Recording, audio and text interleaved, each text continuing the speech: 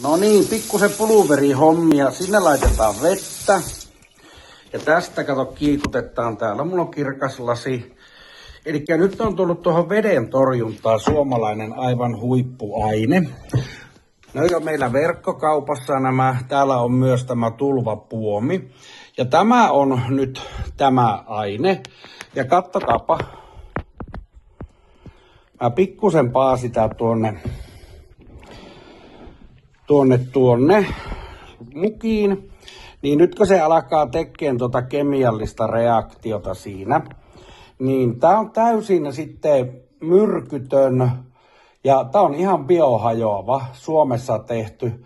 Tää poistaa kaikki nesteen imeytys tapahtuu tasaisesti ilman liukkaita jäämiä, mikä takaa turvallisen lopputuloksen. Poistaa haju ja nopea vaikutus, biohajoava, myrkytön ja turvallinen käyttää. Ja ei tuo nyt mikään hinnankirrous ole, että kaikki kiinteistöhuollot, mökit, omakotitalot. Siinäpä se nyt kato alkaa muuttua ja tästä nyt kohta tulee ihan se menee semmoiseksi niin sanotuksi taikinaksi vai miksi sitä voisi sanoa. Ja sitten on tuo öljylle 20 litraa 49,90. Ja kattokaapa, nyt se alkaa se reaktio siinä tapahtuu. Tämmönen.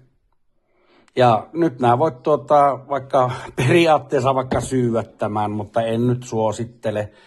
Niin on kyllä aika huippuaine, että kyllä mä väittäisin, että kaikille venneissä olisi hyvä pitää tuommoista omakotitaloasujat, totta kai kerrostaloasujat, kesämökit sun muut, niin tässä se nyt on. Tuolla se nyt on se aine. Ja tämä turpua 400 kertaa niin oman kokonsa. Tuosta vaan ei muuta kuin verkkokauppaan tekemään tilauksia. Moi!